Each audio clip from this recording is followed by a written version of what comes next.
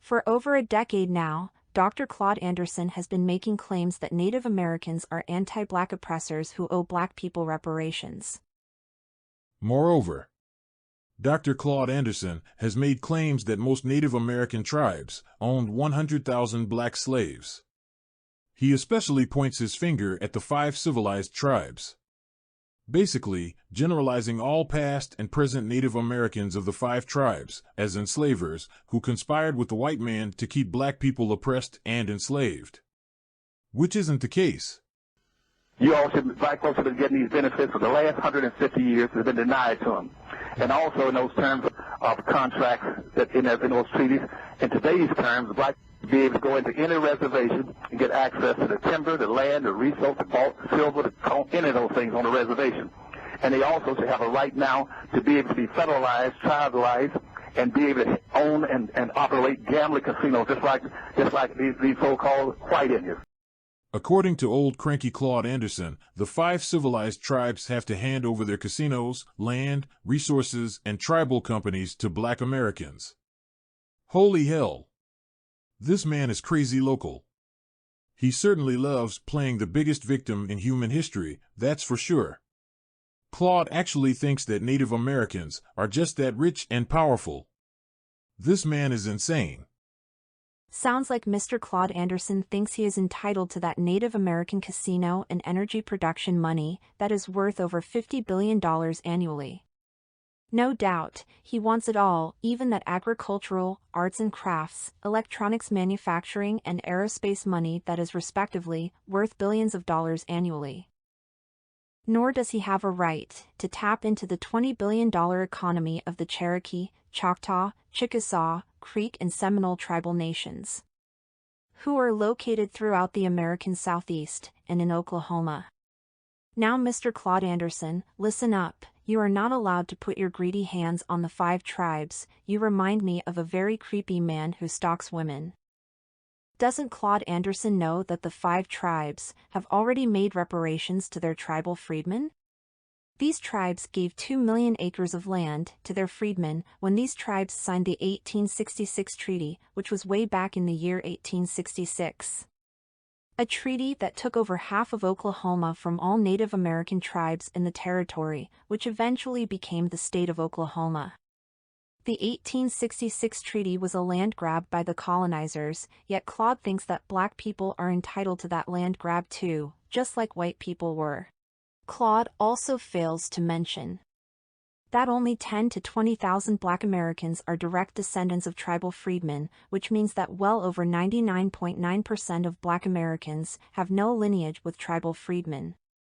That's why Black Americans have no entitlement to any tribal treaties, land, resources, or the 1866 treaty. Furthermore, the wealthy Black Wall Street that Claud celebrates as Black excellence was built upon allotted tribal land that is reserved for tribal freedmen. Of course, we all know what happened to Black Wall Street and other tribal freedmen communities. After the Civil War, you had freedmen living in Oklahoma. You have a freed Black population able to live on tribal lands in a communal way. The Dawes Act passed in 1887, allowing the federal government to break up tribal lands into individual plots. Black people in Oklahoma owned more land than in any other part of the country. About 2 million acres of land were allotted to the freedmen. So when you think about 40 acres and a mule and that false promise after the Civil War, Black people actually got that in Oklahoma. Those land allotments become the seeds of more than 50 Black towns that emerge in Oklahoma. More than any other state in the country. Once the five tribes received their allotment, then whatever was left, that was deemed surplus, and the government opened it for sale to whoever wanted to buy it. O.W. Gurley was a Southerner who hailed from Arkansas, who came to Tulsa to purchase land. The land that Greenwood exists on was not land that whites at the time deemed as valuable, but it's land that could be sold to quote unquote a Negro buyer. Gurley purchases an allotment of land. His goal was to incubate a Black community. O.W. Gurley opened a grocery store on what would become Greenwood Avenue. He was really able to tap into a lot of dynamics happening throughout the state where people would be traveling through different communities, and some of the freedmen ended up settling in Greenwood. They were able to provide some of that nurturing wealth.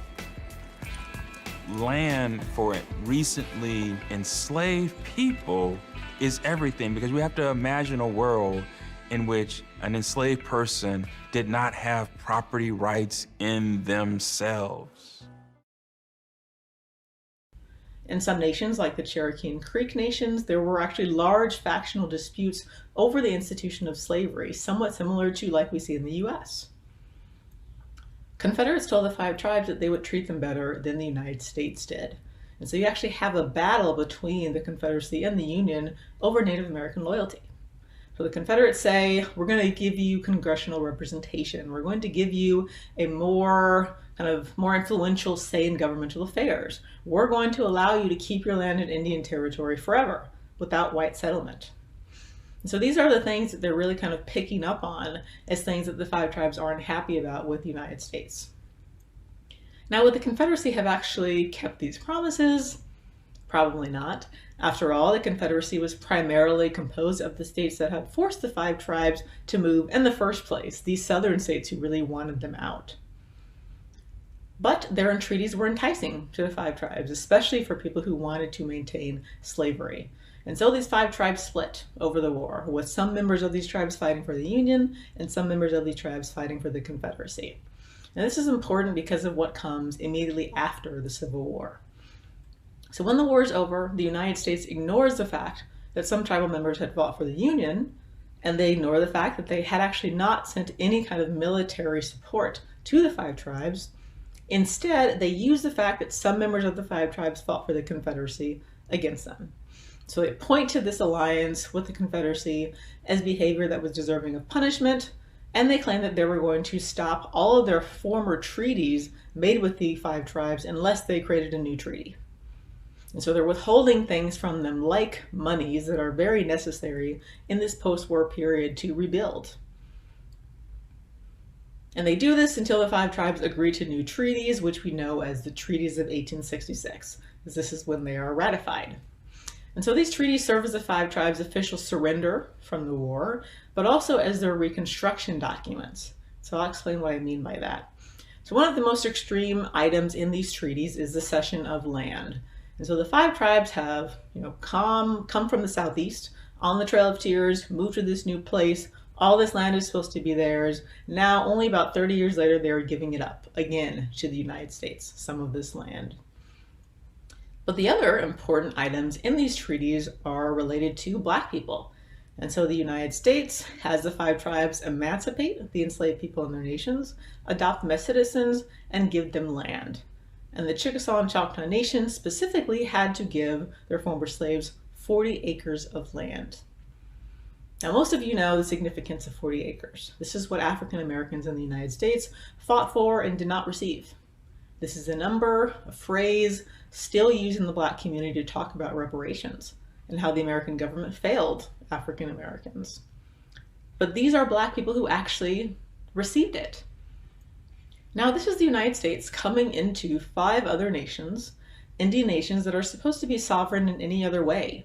They're supposed to be able to decide their tribal membership. They're supposed to be able to make their own laws, almost everything that any other sovereign nation would be able to do.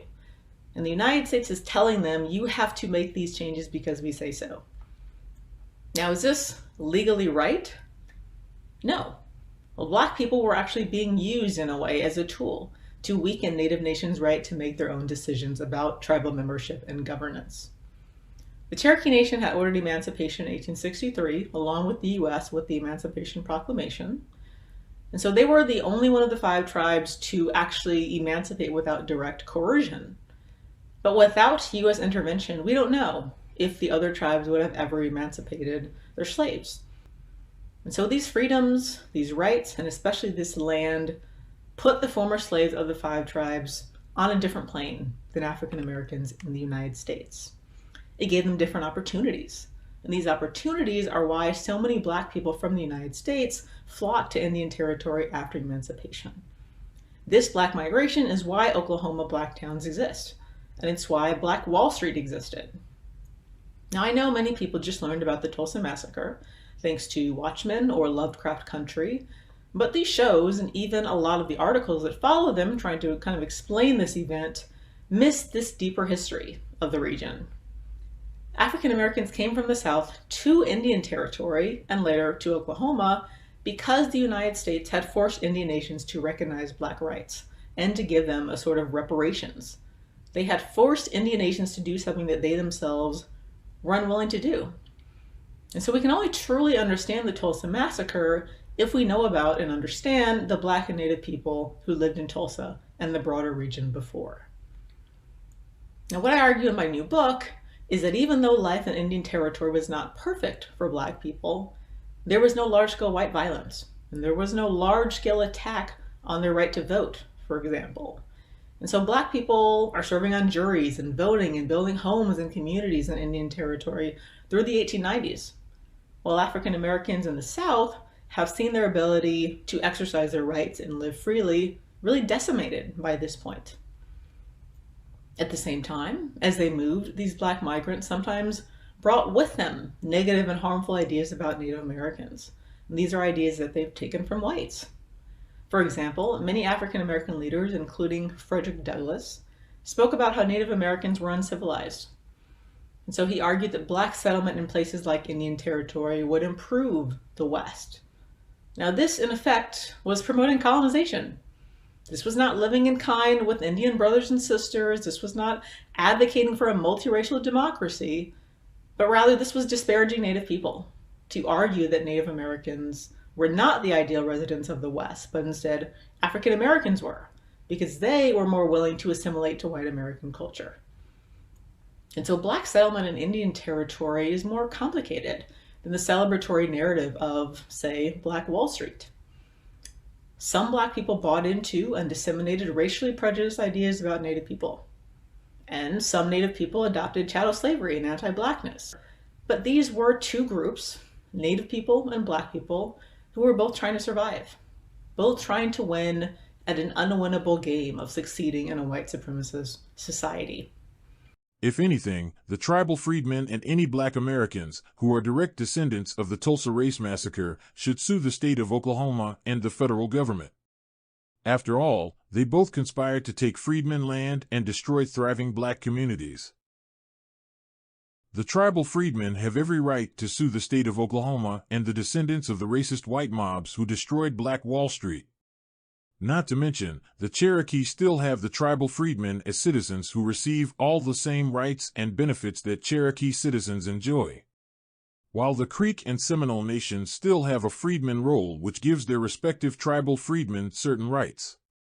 Last but least, all of the 5 tribes, including the Choctaw and Chickasaw nations, still have many thousands of acres of allotted tribal land that is reserved for their respective tribal freedmen. Right. The tribal freedmen among the Choctaw and Chickasaw still have a right to seek citizenship or a freedman roll. However, all tribal nations have the right to decide their enrollment criteria according to the Supreme Court, so we'll have to see how this plays out. Dr. Claud, on the other hand, has nothing to do with the tribal freedmen in Oklahoma or in the Southeast. He surely has nothing to do with the 5 tribes of these regions either. He also made outlandish claims that the invading Mongoloids invaded the land of native Black Americans, basically claiming Blacks are the first Americans. Getting that done, and tell all your listeners to go out. It's critically important for them to go right now, call all their friends for the upcoming season, go out and buy those damn books, everything they want to know about race and race issues and race solutions. There are thousands and thousands of solutions that I recommend in those books that can slow whites down now and can get reparations for you. But you have to change everything. Like, first of all, quit calling yourself African American and start calling yourselves Native Black Americans.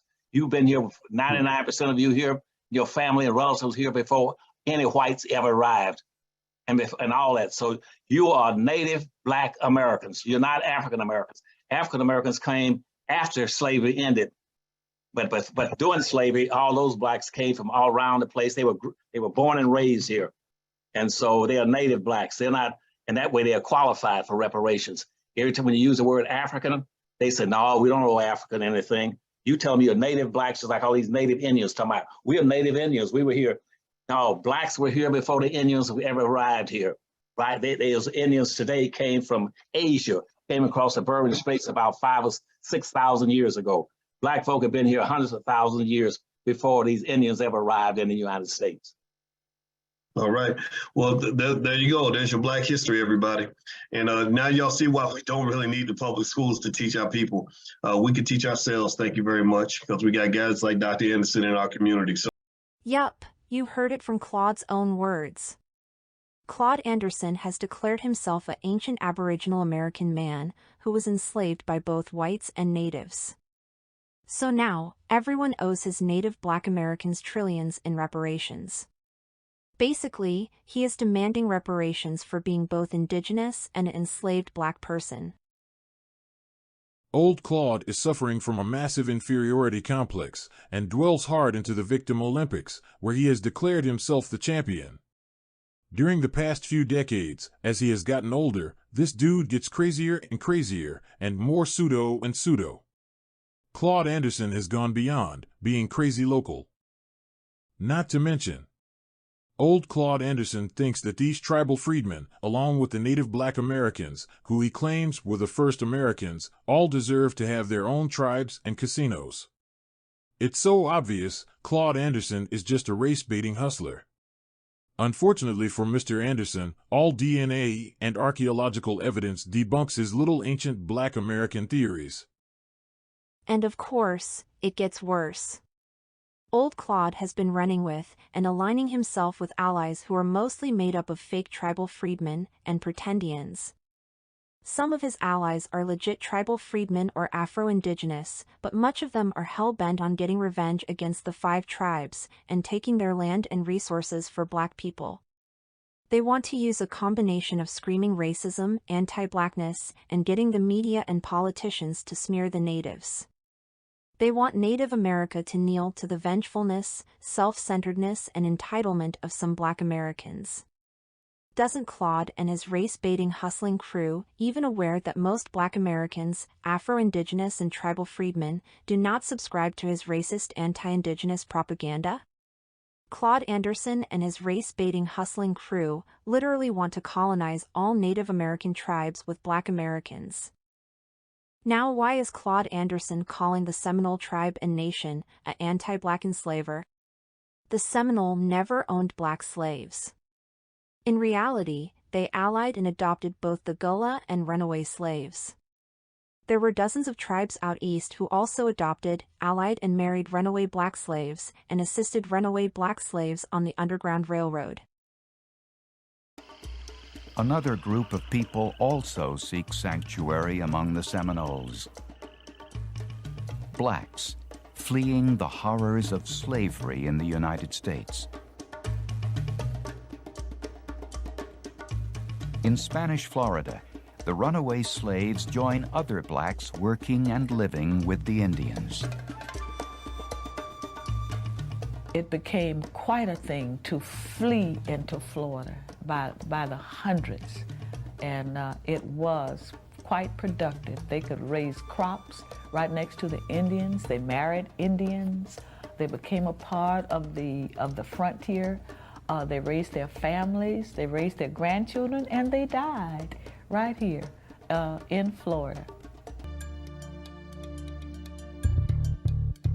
What's more, there is the burning issue that refuses to die: slavery.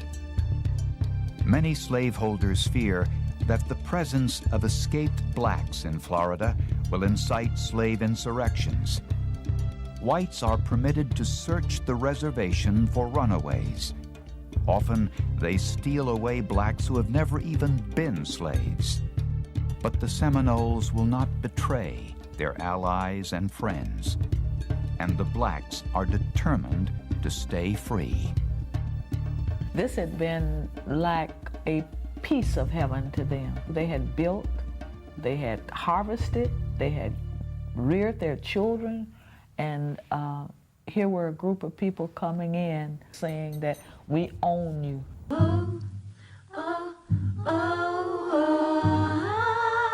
Throughout the 17th and 18th centuries, a handful of families in each tribe intermarried and traded comfortably with Europeans. They abandoned tradition and were more comfortable speaking English than their native languages. They owned plantations and slaves and sent their children to school in Paris, London, or Charleston. In the upside-down history of the times, they emerged as leaders of our tribes because they could speak English and were comfortable in the halls of Congress. But in 1812, with tribal lands overrun by settlers, a movement for the defense of land and culture caught fire among the thousands of Muskogee Creek who had continued to live traditional lives. Led by Red Eagle and Manawi, the movement came to be known as the Red Sticks because of the crimson paint on their war clubs. They also opposed slavery and sheltered runaway slaves from plantations throughout the South. They waged war on frontier settlements. But nothing strengthens their bond more than a common enemy, the white Americans. Southern slaveholders are angry that blacks are escaping to Spanish Florida. What especially galls them is the existence of a small fort 60 miles from Georgia on the Apalachicola River. Known as the Negro Fort, it is manned by runaway slaves. This infuriates General Andrew Jackson. If the fort harbors the Negroes of our citizens, or holds out inducements to the slaves to desert from their owner's service, this fort must be destroyed. Poor Claude is obsessed with looking for reasons to loot Native American economies. He is very thirsty for Native American success. However, this has nothing to do with old racist cranky Claud Anderson. He is not a tribal freedman or a pseudo-ancient black American. Again, Claude has no right to make a claim to the annual $70 billion Native American economy, which grows and grows every year.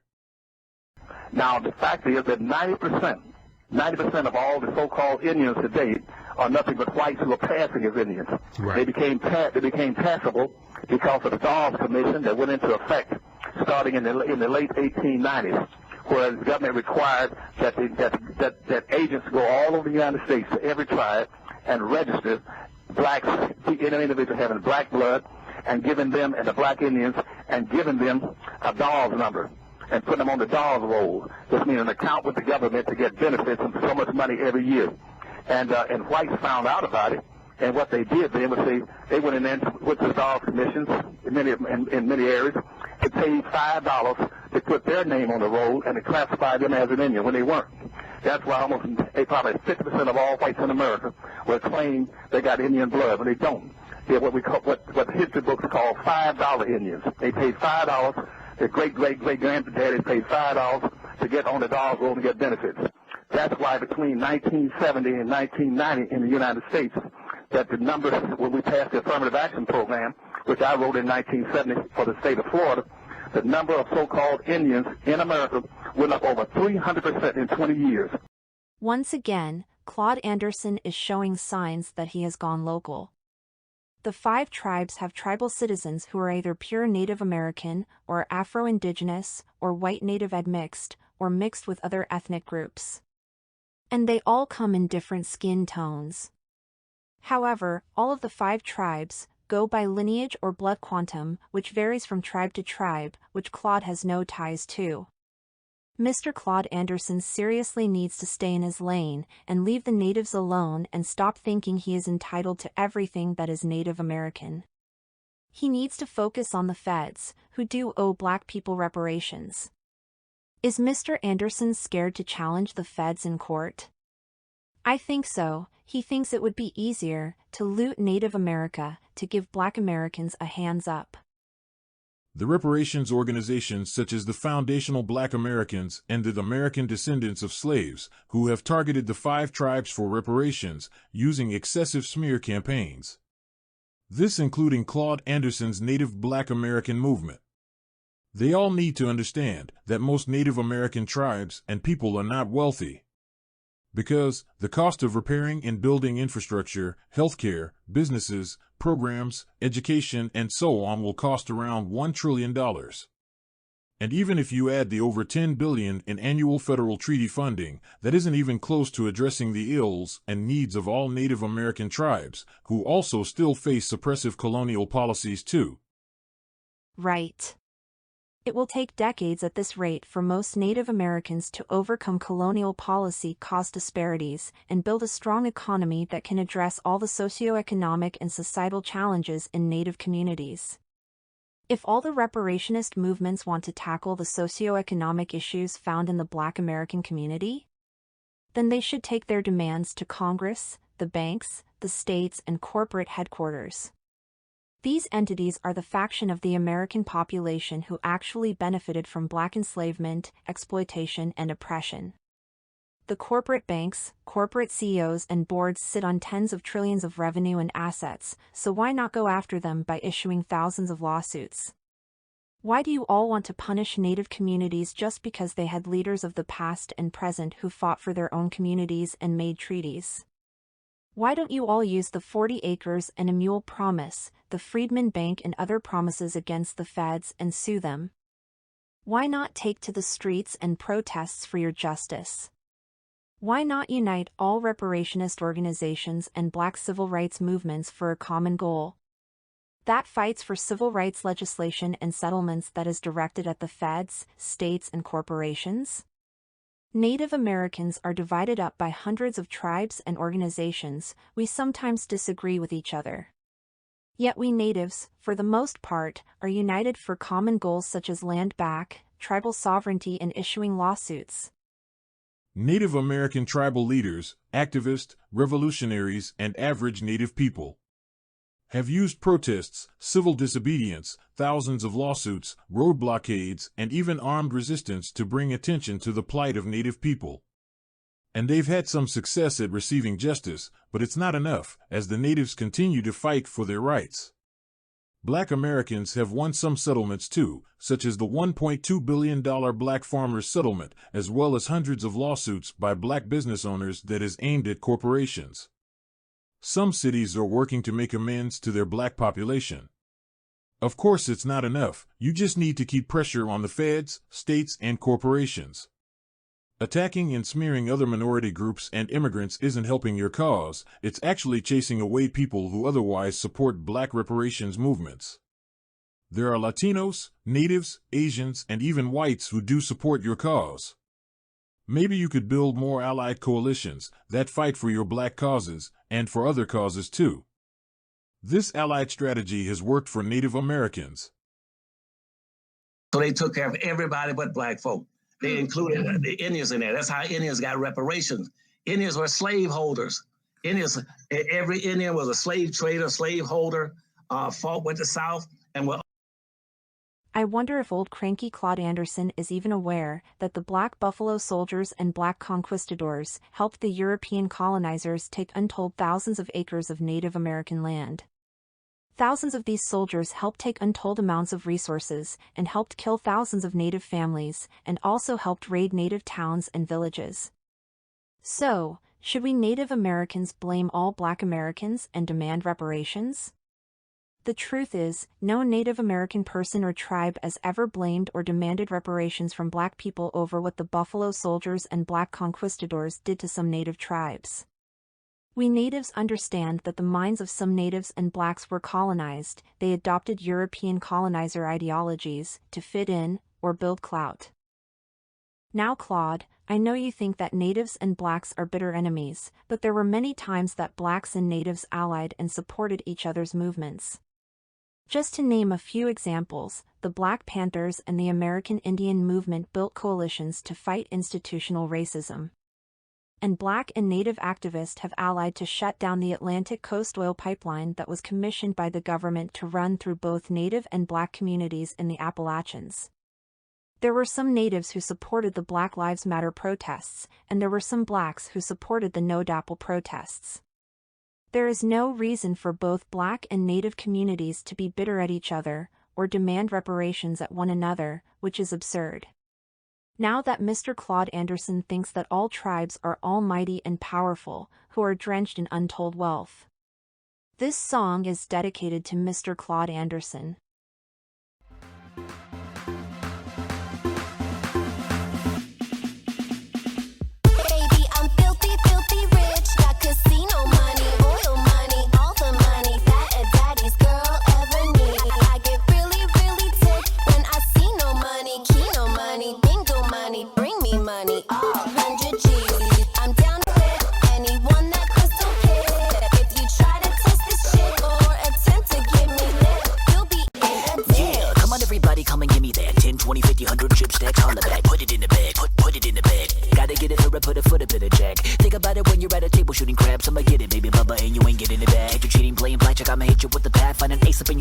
Foot up in your That's right, looking for the cash, right? Better make it fast, cause I needed it by last night. Calling up your lamb, so I made it for the south side where the camera had. Got a mounted on the outside, cops right in on the walkie-talkie. Suspects hog-tied, one guy's got a knife stuck in his right thigh. That guy, and he might die. Making that casino money, got you feeling alright. Give me that casino money, gotta get that casino money. Give me that casino money, gotta get that casino money.